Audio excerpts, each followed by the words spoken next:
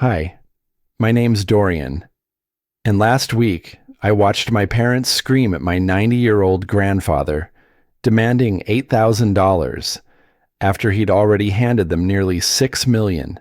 They said if he didn't pay, they'd dump him in a nursing home. That was the moment I knew. This wasn't just greed. This was cruelty dressed up as family. So I helped him stand. I looked them in the eye, and I said, okay. But what I did next changed everything. They thought they had all the power. They thought I'd stay quiet like I always did. But the next morning, when they showed up to take his money, what they saw? It wasn't the grandson they remembered, and it definitely wasn't the ending they expected. I pulled into my parents' driveway just after dusk, the kind of winter evening where the last bit of light hangs low over the rooftops before slipping away for good. I sat in the car for a moment, letting the heater run. I'd come straight from work, still in my button-down, still tired in that way you feel after a long week and a longer life of being the son who fills in the gaps no one else wants to touch. My mom had called earlier, saying Granddad needed something sorted. She never used details with me, just used my name like a broom to sweep up whatever they didn't want to look at. When I stepped inside, the air felt tight. My parents were already in the middle of something, their voices too sharp for a house this small. Granddad Eldon sat at the table with his hands folded, staring down like he was reading something only he could see.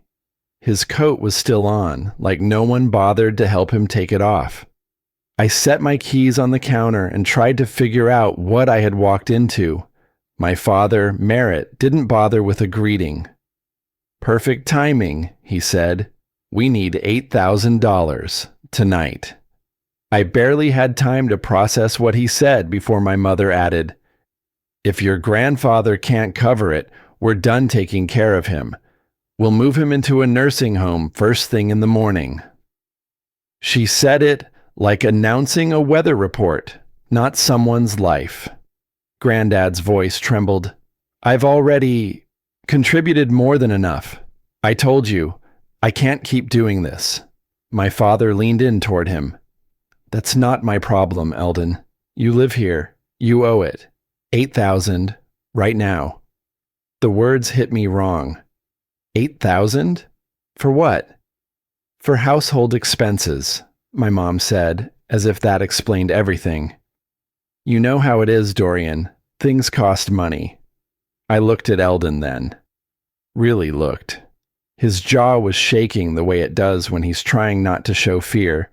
He opened his palm, revealing a soft cloth handkerchief he always kept, embroidered with a tiny blue pine tree. He smoothed it with his thumb, slow and careful. That small motion told me he'd been holding himself together long before I arrived. "What's going on?" I asked again, quieter this time. My father snapped back, "Don't start. If you're not here to help, don't get in the way."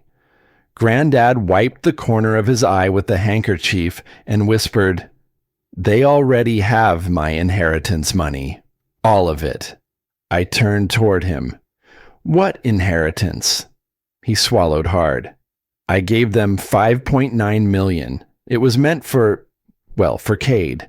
They said he needed it to get ahead." His voice thinned. "They said it would keep the peace." The room tilted for a second, not physically, but in the way truth lands after years of half-truths. I'd always known my older brother was the favorite, but hearing the number put a weight on my chest I hadn't felt before. 5.9 million. Given away. And they still wanted 8,000 more from a 90-year-old man who could barely stand without help. My father straightened. "See? He remembers. He agreed to all of it. Now he needs to do his part again." He shot me a look like I was a witness he needed to intimidate. "Don't go turning this into something dramatic." Lenora added, Your grandfather forgets things all the time. We're the ones taking care of him. You don't get to judge from a distance." I stepped between them and Eldon before I even realized I'd moved. He's not an ATM, and you don't get to threaten him with a nursing home because you want more cash. My mother's eyes narrowed. "You don't understand how much work we put in. You think he's easy? You think Cade has time to deal with this? Don't pretend you're the hero here." I didn't raise my voice. I didn't need to.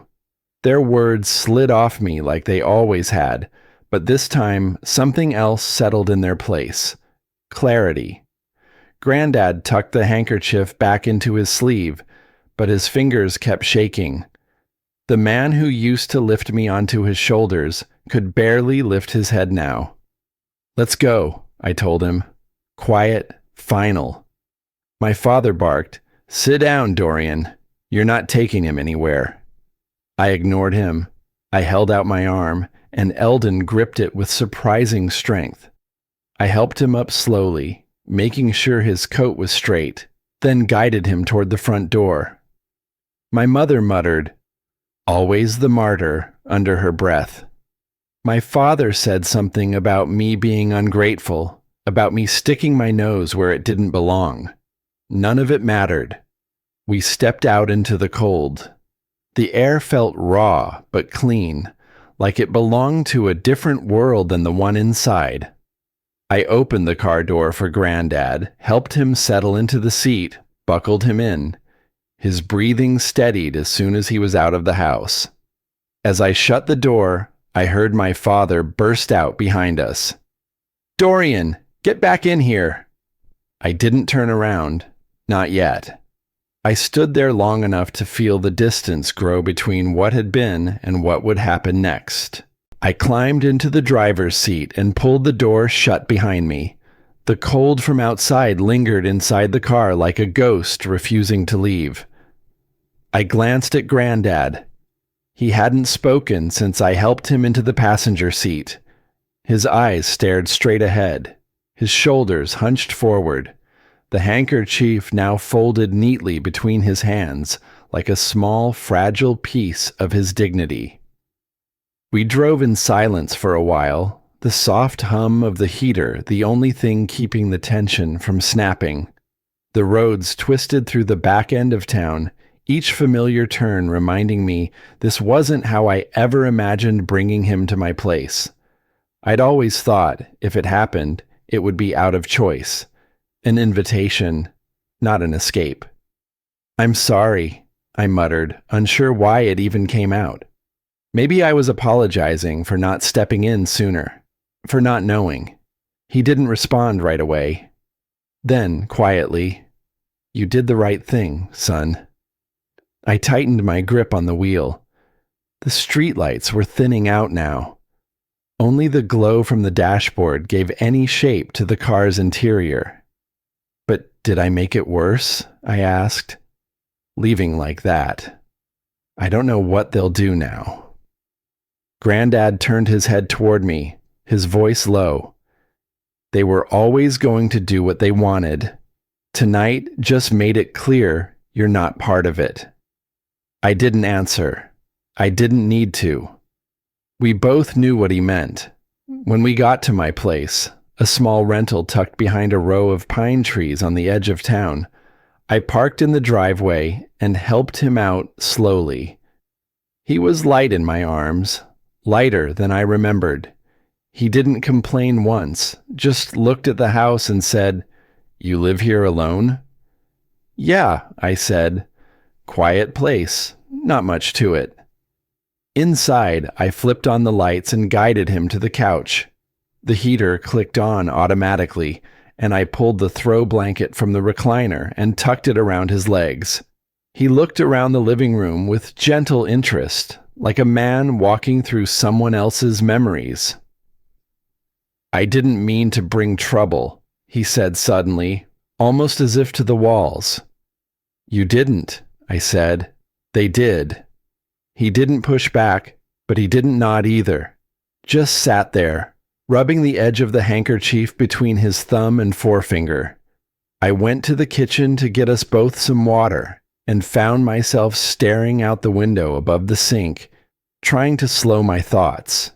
When I came back, he was holding a folder on his lap, worn, yellowed on the edges. I hadn't even seen him pull it from his coat. "I wasn't sure if I should show you this," he said. I sat down next to him. "What is it?" He handed it to me, eyes not leaving mine. "It's what's left of what I tried to keep track of." Inside were papers, dozens of them. Bank statements, insurance claims, loan documents, even a few hospital bills. Some went back over 10 years. I scanned through, my mind starting to piece together the pattern. Names matched, so did addresses. The signature lines, though, they were all over the place, slanted, shaky, some barely legible. One form had a note written in ballpoint pen, signed under duress. Then I saw it. A transfer for $1.2 million, labeled family maintenance. No details, no breakdown, just a wire confirmation and his signature at the bottom. "Jesus," I whispered, then caught myself. "Sorry." Granddad didn't flinch. "That one, they said it was to secure the family's future." I didn't understand it, but they told me if I didn't sign, they'd stop visiting altogether. I stared at him. "You mean they threatened to cut you off? Your own kids?" He nodded slowly. Not in those exact words, but I knew what they meant. My chest tightened. "Does Cade know?" His eyes met mine again, sad but unsurprised. Cade never asked, never once. He was always taken care of. I don't think he ever wondered where it came from. I closed the folder and placed it gently on the coffee table. I couldn't shake the image of them, Merritt and Lenora, leaning on this man who could barely walk now, pressuring him into funding their lives while calling it care. And me? Where had I been? "You're not a burden," I said. He smiled faintly. "That's kind of you, but I know how it looks. Old man, no money left, health slipping. Who'd want to deal with that?" I didn't answer right away.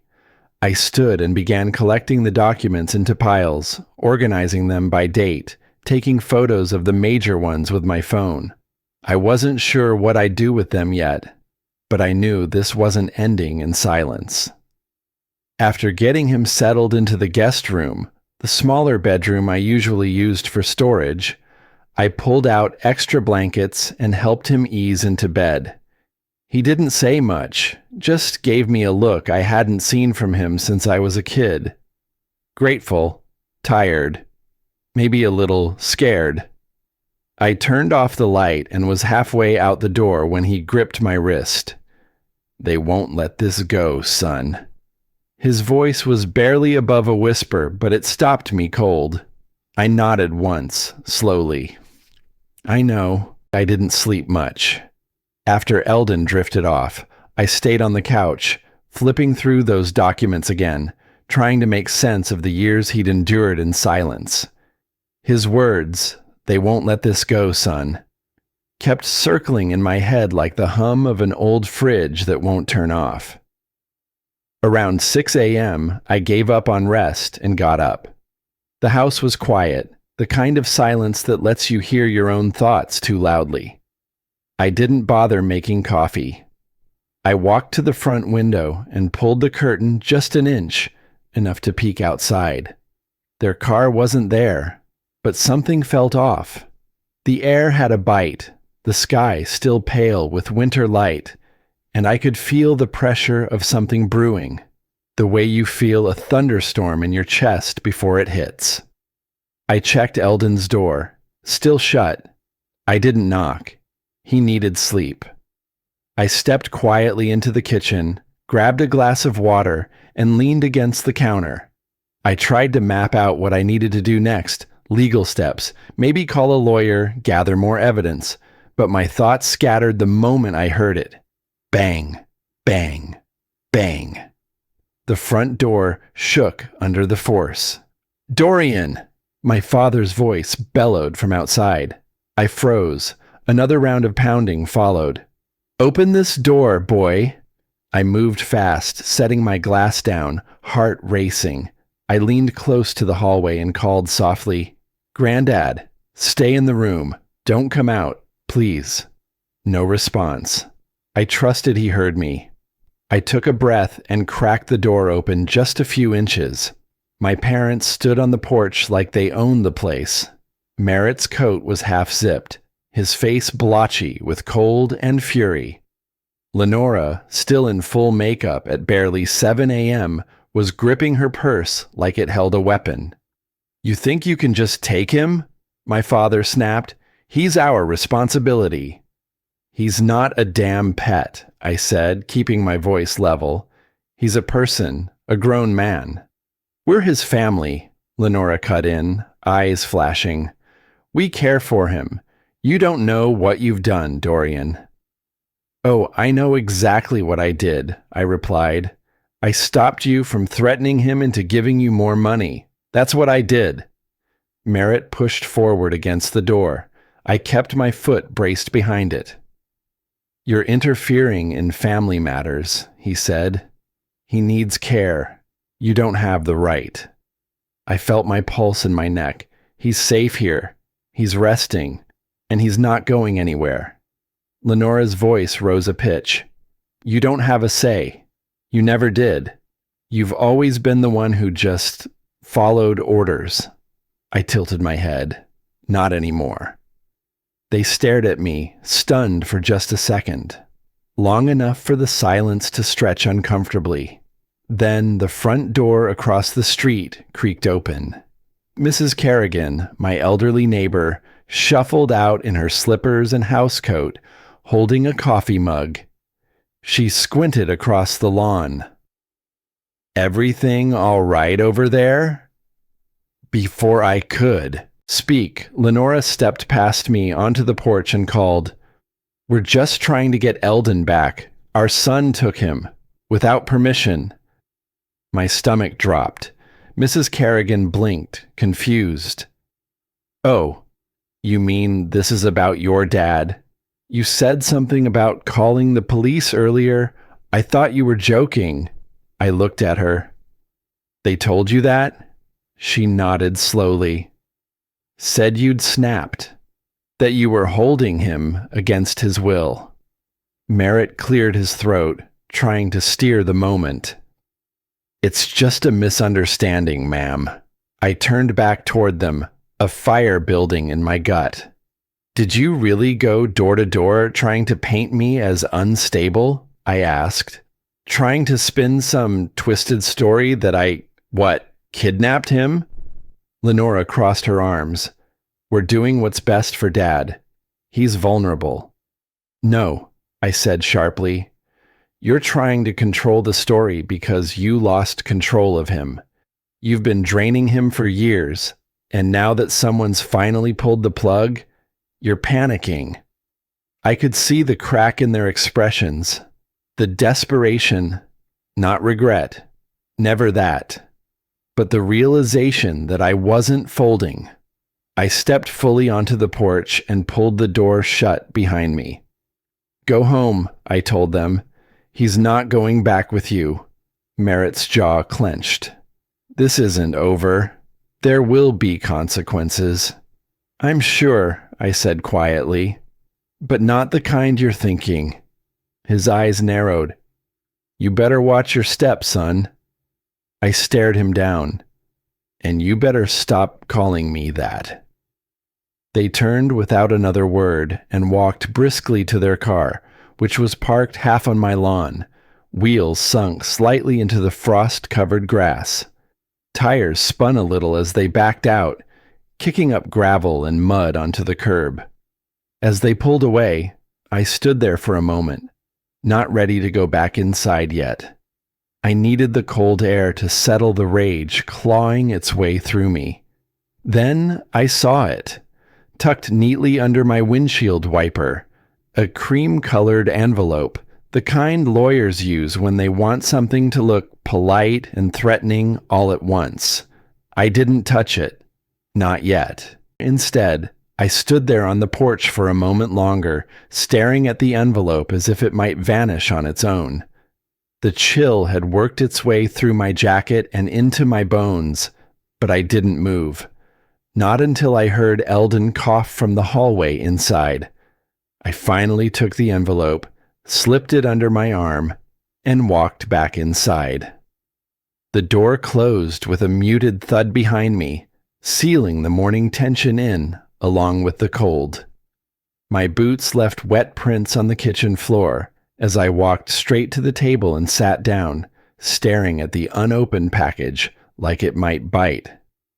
Eldon was leaning against the doorway in his robe, hands clasped tightly in front of him. "Is everything all right?" he asked softly. I nodded, though I didn't mean it. "Just a letter." He looked like he didn't believe me, but he didn't press. I waited until he shuffled back to the guest room and closed the door before I tore the seal. Inside was a stack of neatly typed papers, legal-sized, thick stock, with letterhead from some firm in Denver I didn't recognize. The top page read, "Family Support Agreement." I skimmed it once, then again, slower this time. They were calling it a care contract. According to this thing, Eldon had agreed to pay my parents $4,000 per month for their ongoing support services, retroactive for the past 2 years. And get this, there was a clause for automatic renewal, like he was leasing a damn cable box. Every line made my stomach tighten. The language was carefully framed, terms like non-refundable contributions and compensatory duties of love. There were even references to room and board expenses Eldon had already covered in full years ago. Then I saw the signature, or what was meant to look like one. His name was there, yes, but the scrawl was uneven, letters slanted, the kind of handwriting someone produces when they're confused or coerced. I took out my phone and began snapping pictures, one by one, front and back. I didn't care if the lighting was perfect. I needed it documented, saved. By the time I looked up, Eldon was standing in the doorway again, holding onto the frame like he might fall if he let go. "I'm sorry," he said, quiet, small. "You didn't do anything wrong," I told him. "I signed it," he whispered. I thought maybe if I did, your father would stop saying I didn't do enough, that he'd stop saying I was breaking the family apart." I pushed the papers aside and got up to meet him. "You were trying to survive." He nodded, eyes glossy. "They said it was just formality, that it would make things easier. I didn't want to cause trouble, Dorian." "You're not the problem," I said. "They are." We sat together for a few minutes in silence. I made him some tea, more for the comfort than the warmth. When he was settled again, resting on the couch with a blanket pulled over his knees, I went to check my phone. Missed calls from a number I didn't recognize. One voicemail, time-stamped from early that morning, about the time my parents were parked in my driveway. I hesitated, thumb hovering. Then I hit play. "Cade here. Listen, I know you're probably going to start digging into things now that you've got the old man. Just want to say, the money's already allocated. All right? Dad and Mom have been managing things for years. If Eldon wants to keep helping, fine. But if he stops now, everything falls apart. I'm not getting pulled into your guilt trip, man. Handle it quietly." His voice was calm, relaxed, like he was talking about shifting furniture, not draining our grandfather. I stared at the screen. My brother had always been the golden child, smarter, cleaner, shinier in my parents' eyes. I'd spent years thinking maybe he didn't know, that maybe he just looked the other way. But no, He was in on it. They were all in it together. I sat down again, slowly this time, and let the weight of that truth settle. They hadn't just been taking money. They'd built an entire system around it. And Cade, he wasn't just riding along. He was complicit.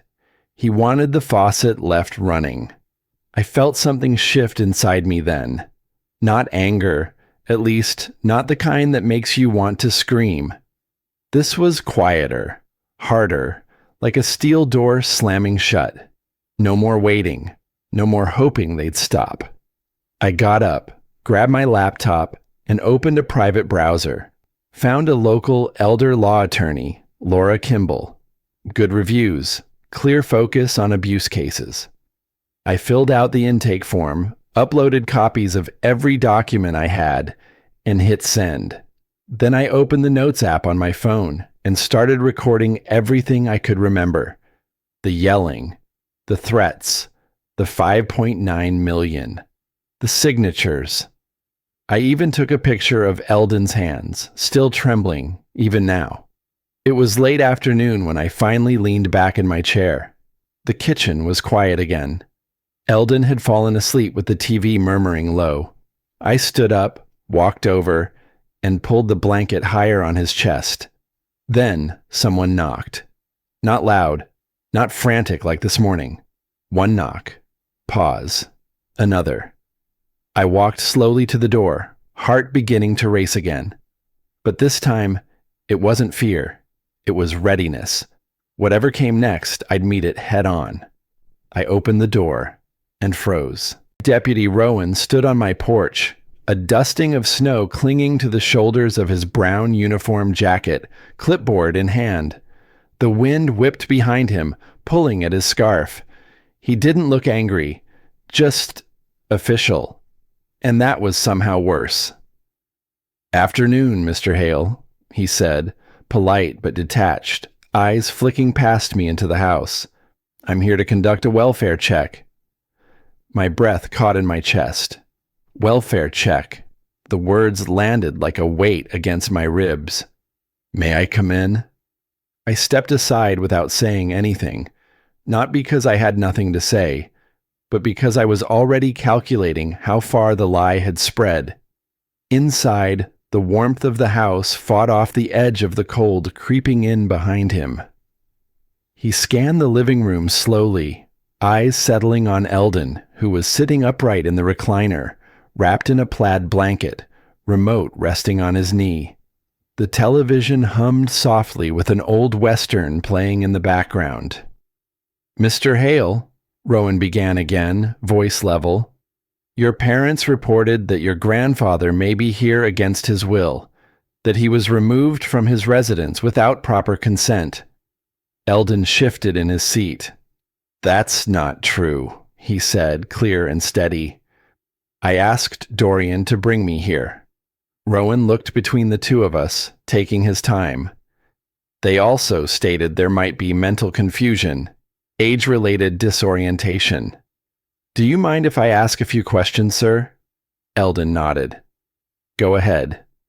The questions were simple at first. Name, date, who the president was, what day of the week. Eldon answered each one without hesitation.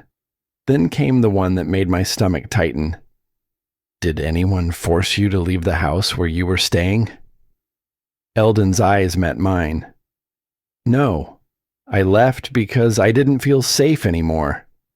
And I'm staying here because I choose to." Deputy Rowan's pen paused in midair. His posture shifted slightly, less rigid now. "I appreciate your honesty, Mr. Hale," he said, tucking the clipboard under his arm. I walked him to the door, hoping it was over, that we could return to some kind of normal. But just as he reached the porch, Rowan stopped and turned back toward me. His voice dropped lower. "Off the record, you should know," he said, glancing toward the street. "Your parents filed an emergency petition this morning. Guardianship over Eldon. If it's granted, they can legally determine where he lives and manage all his finances." For a second, I couldn't breathe. Guardianship wasn't just paperwork. It was power. Absolute control. It meant they could drag Eldon back, stick him in any home they wanted, and drain what little he had left, emotionally, physically, financially. "They're fast-tracking it," Rowan added. "You'll probably be notified soon." He stepped off the porch, crunching through the snow without looking back. I closed the door quietly and stood there for a long minute, forehead resting against the wood. Then I sank into the couch. Everything I'd tried to do, the risk of taking Eldon in, the sleepless nights, the pictures, the research, it all felt like it was slipping through my fingers. They were going to take him anyway. I rubbed my temples, jaw tight. My family had always been relentless. But this wasn't a shouting match or a guilt trip over missed holidays. This was legal, strategic, ruthless.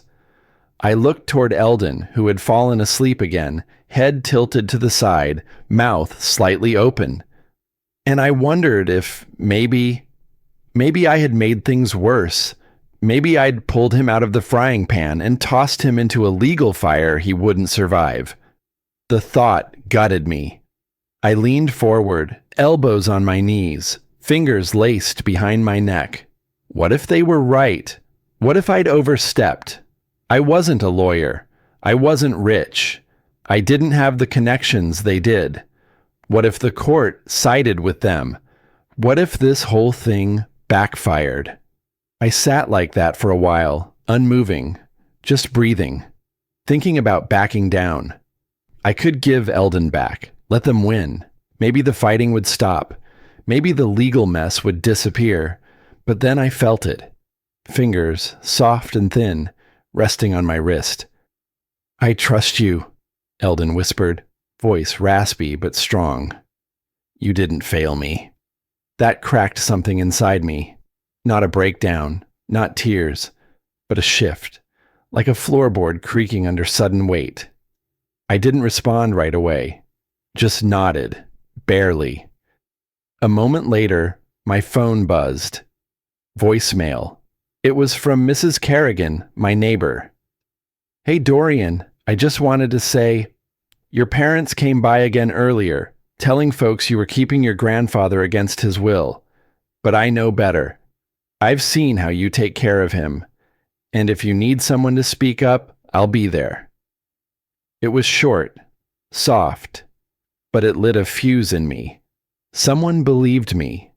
Someone saw. I stood up slowly, heart pounding, not with fear this time, but with focus.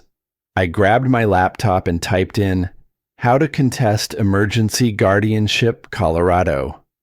My fingers trembled, not from doubt, from commitment. The screen in front of me blurred slightly, partly from exhaustion, partly from the pressure building behind my eyes. I blinked it away and refocused on the blocky font of the legal document. Paragraph after paragraph of dense language. But I'd found it, buried in the middle of page 8 like a single crack in a locked door. If third-party affidavits attesting to mental competence are submitted before the emergency hearing, said hearing may be delayed or dismissed at the court's discretion. It wasn't a guarantee, but it was a shot. I pushed the laptop back slightly, heart racing. It had to come from someone neutral, someone my parents couldn't manipulate, couldn't guilt or threaten into silence.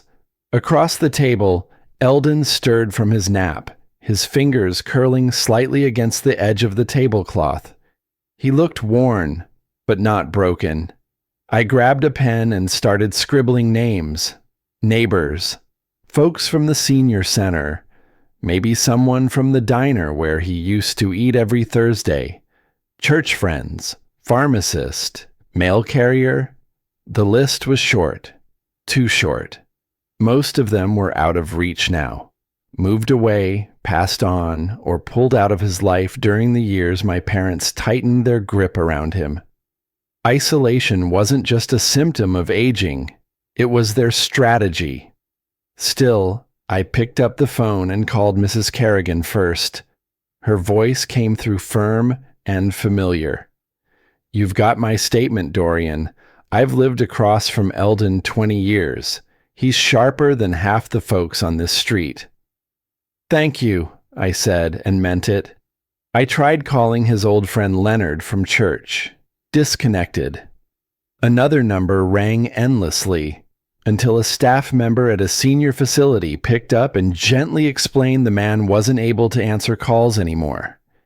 It hit me like cold air in the lungs. One witness wouldn't be enough. And the people who'd known Eldon best had either faded out of his life or were no longer in a place to help. I walked back into the kitchen, found him sitting at the table with a notepad in front of him. He was slowly writing his name over and over again. "Practicing your autograph?" I asked, trying to keep it light. He gave a faint smile. "They always said my hands were too shaky, that I couldn't be trusted to sign anything important." He looked down at the paper, then up at me. "If this goes to court, I want the judge to see I still know how to write my own damn name." I swallowed hard. That simple act, just him trying to steady his hand, hit me harder than any insult Merritt had ever thrown my way. We worked the rest of the morning in silence. I printed out a witness affidavit template, arranged for a mobile notary, and prepped a folder for documentation. By noon, my phone buzzed. Unknown number. I hesitated, then picked up. "Is this Dorian Hale?" "Yes, speaking. This is Amy from Dr. Polanski's office. I wasn't sure if I should call, but I thought you ought to." "No. Your parents came in this morning. They tried to get the doctor to sign a cognitive impairment form for your grandfather." I straightened. "Did he?" "No," she said, voice tight. "He refused, but they pushed hard. I think they might try to find someone else. You need to be careful."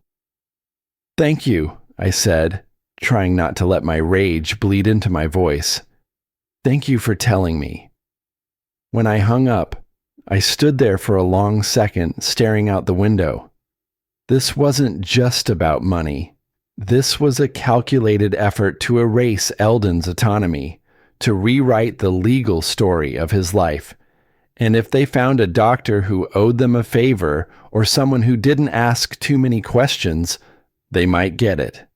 I pulled myself together and grabbed the keys. "We've got a few stops to make," I said. We started with the pharmacy. The clerk, a young woman named Paige, knew Eldon by name and remembered he always brought exact change. She agreed to sign a statement confirming he handled his own prescriptions without issue. Next was the diner, Betty's off Elm. The cook came out from the back when she saw us. "Well, I'll be," she said, pulling off her gloves. "I thought they shipped you off to Florida." "I escaped," Eldon smiled, soft but steady. I explained what we needed. She didn't hesitate. "Of course I'll vouch for him. He's been ordering the same blueberry pancakes for a decade." Last was the library. A volunteer named Ronnie, maybe 22, lit up when she saw Eldon. "You used to recommend books to me when I was in high school," she said. "You remembered what I liked better than my own parents." When she heard why we were there, she went straight to the front desk and asked for a form. By mid-afternoon, we had 3 signed affidavits and 1 appointment with a notary scheduled for the next morning. I should have felt relief. Instead, I felt the tension tightening again. Because as we pulled into our street, Eldon humming softly beside me, I saw it. Their car, parked across from the house, engine running. No knocking, no yelling, just watching. I pulled into the driveway slowly, headlights slicing through the thinning daylight. I didn't glance in their direction, but I could feel it. They weren't there to talk. They were sending a message. and their silence was louder than every threat they'd made so far. I stood there for a long moment, the chill around my shoulders feeling heavier than it should have. When I finally stepped inside and shut the door, I knew something had shifted. That quiet wasn't retreat. It was calculation. I barely slept.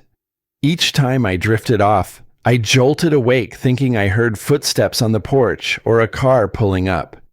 By the time dawn pushed through the blinds, exhaustion sat behind my eyes like dull pressure. I got up anyway. Eldon was already at the kitchen table, stirring oatmeal slowly, trying to look relaxed. He wasn't fooling anyone. "You sleep at all?" I asked. He smiled faintly. "Didn't want to worry you." That was Eldon, 90 years old, carrying guilt that didn't belong to him.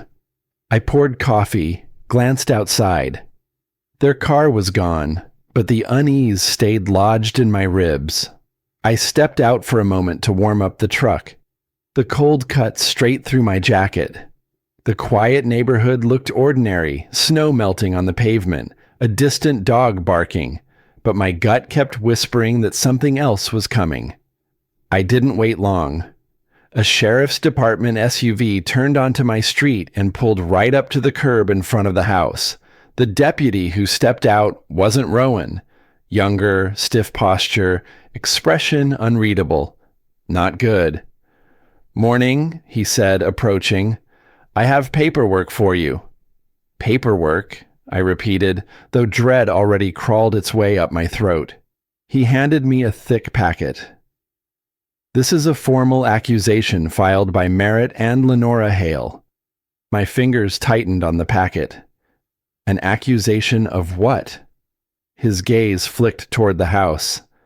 Of financially exploiting Eldon Hale. For a second, I swear the air thinned. I forced myself to breathe. Inside, I skimmed the first page, and then the next. Fabricated withdrawals.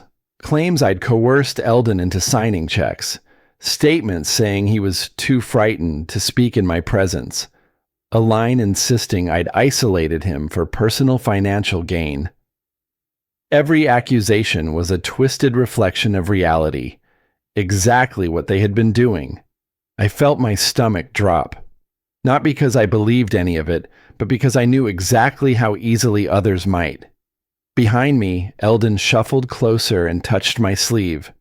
"Don't let their lies shake you. You know the truth." His voice was steady, and it steadied me. I set the packet down and forced myself into motion. If I stopped now, even for a moment, doubt would swallow me whole. "We've got to keep gathering statements," I said. So we did. At the pharmacy, the pharmacist wrote a detailed declaration confirming Eldon handled his prescriptions clearly and independently. At the diner, the waitress remembered him by name and signed without hesitation. Each signature helped. Each voice felt like a small light cutting through a thick fog. But even with the progress, the accusations clung to my shoulders like a weight I couldn't shake. We returned home close to mid-afternoon. I was unlocking the door when I noticed something lying on the porch, an unmarked padded envelope. I bent down slowly, picking it up. No return address, lightweight, no sound when shaken. Inside was a flash drive, no note, no explanation. I checked it on an offline laptop. One folder, dozens of audio files labeled only with dates. The first recording began with my mother's voice. "We need someone who'll cooperate. If Polanski won't sign, we'll find another doctor. Someone who understands the situation." My father replied calmly, like he was planning a grocery list. "And we need neighbors on our side. Folks out here don't pay attention anyway. Just tell them Dorian's unstable, that he's always had issues." I gripped the sides of the laptop so hard my knuckles ached. They kept talking. Strategies for swaying the judge. Instructions on which lies to repeat. laughter at the idea that I'd crack under pressure. Then one sentence hit deeper than the rest. He's always been the weak one. No judge will believe him. I sat back, breath slow and heavy. Hearing them say it, not hinted, not implied, but said, cut deeper than I expected. Years of being dismissed, overshadowed, talked over. It all condensed into that one line. Weak. But hearing it didn't break me. It clarified everything. I copied the files to 3 different flash drives and uploaded them to secure cloud backups. I documented timestamps, pulled out lines that directly tied to the false filings, noted every suggestion of coercion. This wasn't just evidence. It was a blueprint of their intent. When I finally shut the laptop, Eldon was watching me from his recliner, blanket tucked around his legs. "Are we going to be all right?" he asked softly. I hesitated, just for a breath. Then I walked over and sat beside him. "We will," I said, "because tomorrow, everything changes." And then tomorrow came. I didn't sleep, not even a little. I just sat at the kitchen table most of the night, coffee gone cold beside me, flipping through documents and witness statements, checking that the flash drive still opened, that every file played, every timestamp matched. I read everything twice, 3 times. It was the kind of tension that crept under your skin and stayed there. The kind that made your pulse throb behind your eyes and convinced you every breath had to count. Eldon's door stayed closed, but I checked on him once, around 4:30 a.m. He was lying awake, staring at the ceiling, blanket folded neat across his chest. He looked at me and whispered, "Let's go win this." It was still dark when we pulled out of the driveway. I drove slowly, like somehow buying ourselves a few more minutes before facing what was coming. The courthouse was 20 minutes away, but it felt like we crossed an invisible line the moment we turned onto the main road. By the time we arrived, the sun had climbed, but the day still felt cold. The building was gray stone, tall, and somehow unwelcoming. We parked, sat for a beat in the car, then walked in through the side entrance.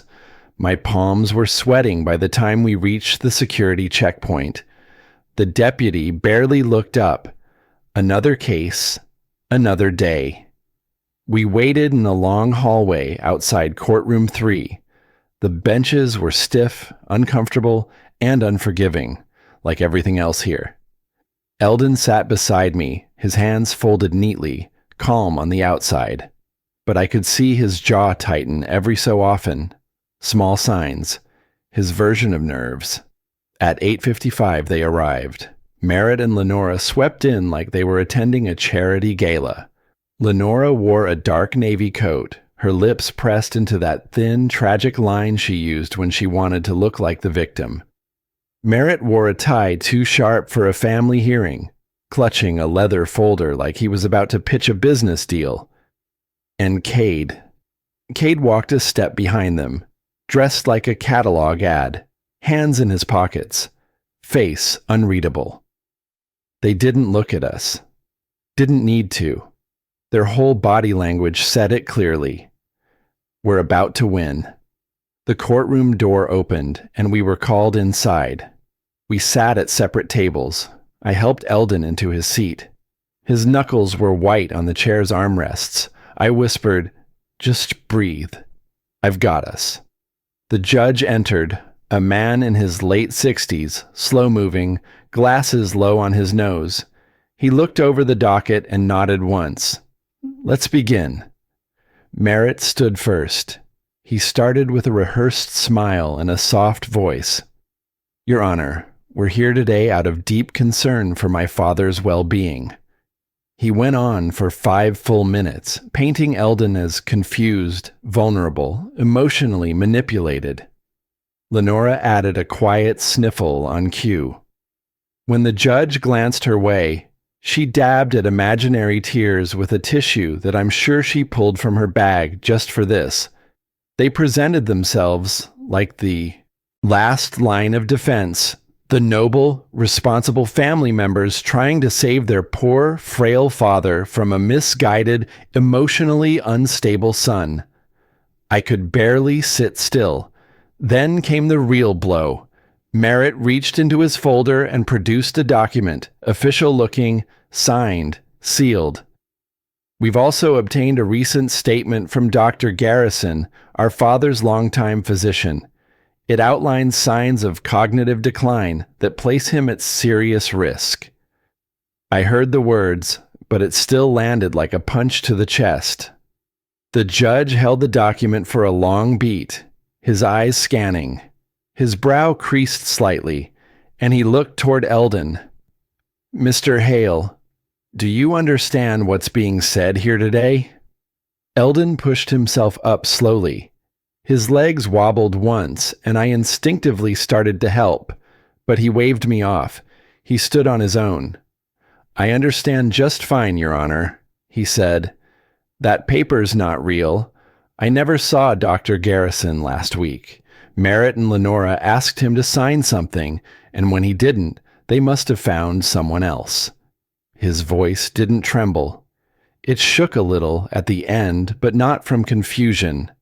From fury, barely contained. Merritt jumped in before the judge could speak. "Dad, you're mistaken. You're remembering things out of order again. You said last week—" "Stop," Eldon snapped, still standing. "Don't you dare pretend this is love. This is control. You want what's left, and you think you can scare me into giving it." The room was still. I stood. "Your Honor," I said, "I have evidence the petitioners attempted to manipulate medical staff, fabricate legal documents, and coerce a false narrative of incompetence. I'd like to submit multiple signed witness statements from unrelated third parties, confirming Mr. Hale's independence and cognitive clarity." The judge gestured for me to proceed. I handed the folder to the clerk, who passed it to the bench. "And one more item," I said, pulling the flash drive from my jacket pocket. "This contains audio recordings of Merritt and Lenora discussing, in detail, their plans to deceive this court." The judge paused, looking over his glasses. "You're claiming you have recorded material?" "Yes, sir. Time-stamped, dated. I've provided copies for review." He nodded to the clerk, who plugged in the drive and played the first file. My mother's voice filled the room, sharp and unmistakable. "Just tell the doctor he's slipping. They'll believe us before they believe Dorian. They always have." Gasps echoed. The judge held up a hand. Silence. The audio played another 20 seconds before he gestured to stop. He sat back in his chair, took off his glasses, and looked directly at Merritt and Lenora. "I'm deeply disturbed by what I've heard. Not only is this unethical, it may be criminal." Lenora paled. Merritt's jaw clenched, but he said nothing. "I'm dismissing the guardianship petition. Effective immediately," the judge continued. "Eldon Hale is legally permitted to decide where he lives. Furthermore, I am referring this matter to Adult Protective Services and requesting a financial audit based on concerns of elder exploitation." The gavel hit the bench like thunder. Just like that, the tide turned. Merritt didn't look at me. Lenora gathered her purse with jerky, stiff motions. Cade stood behind them, still expressionless. As we walked out, Merritt leaned close enough for me to hear him hiss, "You'll regret this." I didn't flinch, didn't even look at him. All I cared about was helping Eldon into the car, because for the first time in months, he looked free. We didn't speak much on the ride home. He stared out the passenger side window with a quiet contentment, fingers resting lightly on his lap. And I kept glancing over, just to make sure this was real. that he was still breathing easy, still with me, still his own man. The next morning, there was no courthouse, no threats, no cold stares, just oatmeal warming on the stove and the morning paper folded the way Eldon liked it. The house felt unfamiliar in the best way, like someone had cracked a window and let the stale air out. 1 week passed, 7 full days without Merritt or Lenora knocking, calling, or circling the block. No more mail with court stamps, no detectives, no whispered updates from reluctant nurses. It was quiet. And for the first time in a long while, I didn't feel like I was bracing for something to hit. We settled into new patterns. Every morning, Eldon and I took a slow walk down the block and back, weather permitting. Neighbors waved. A few even stopped to chat, asking how he was doing, calling him by name. We went to his doctor's office that Thursday. A real appointment this time, with a physician who looked him in the eye, spoke directly to him, and ended the visit by saying, "You've got a good grandson." Eldon's smile after that could have lit the whole building. The house, our home, felt lighter. Not just cleaner or quieter, but unburdened. Like it had taken a deep breath too. And while there was a part of me that waited for something to crash through the peace, it didn't, until Monday afternoon. I was fixing lunch, just grilled cheese and soup, when my phone buzzed. Unknown number. I answered, stepping into the hallway. "This is Carla Ruiz with Adult Protective Services," the woman said. Her voice was professional, steady. "I wanted to follow up with you on the ongoing investigation into Merritt and Lenora Hale." I braced myself. "They're being formally investigated for elder financial exploitation," she continued. "We've frozen 2 accounts for review, and we've subpoenaed all transactions tied to Eldon Hale's trust over the past 18 months. I let out a breath I didn't realize I'd been holding. "There may be criminal charges pending," she added. "We'll keep you informed." After we hung up, I stood there a long moment, staring at the hallway wall. Not joyful, not triumphant, just still. It wasn't revenge, it was necessary. That's what justice feels like sometimes. Not loud, not cinematic. Just right. Back in the kitchen, Eldon looked up from his sandwich. "You okay?" I nodded. "They're investigating them." He didn't smile. He just took another bite, like it was the natural order of things. Later that night, after we'd done dishes and I was setting up a movie, my phone buzzed again. A short message, Cade. "This didn't have to go this far. We're done." That was it. No explanation, no call. Just that. I stared at it a while, read it again. And then I set the phone down, face down, and didn't pick it up for the rest of the night. "He was always like that," Eldon said gently from his chair. "Cold when it mattered. But that's the thing about walls. Some people build them so high, they forget how to come back down." He didn't say it with anger, just acceptance. A few days later, I found Eldon already on the porch as the sun was setting, folded into that old chair like he belonged there. I joined him with 2 cups of tea. We sat in silence a while, just watching the sky shift from soft gold to a purplish gray. Then, without warning, Eldon spoke. "I thought my life would end in that house. Quiet, trapped, maybe in one of those gray rooms at the facility. I was prepared for that, you know." I didn't interrupt. "But you gave me a way out." He didn't say it loudly, didn't choke up or make a speech. He just said it, straight and true, the way men like him do when they mean it. I didn't know what to say, so I just nodded. A breeze picked up, and Eldon reached into his cardigan pocket. I watched as he pulled out the same handkerchief he'd clutched the night I took him away, back when he shook too hard to even hold a pen. But this time, his hand was steady. He unfolded the cloth slowly and laid it across his knee, smoothing it flat. Then he just stared at it for a long moment and smiled.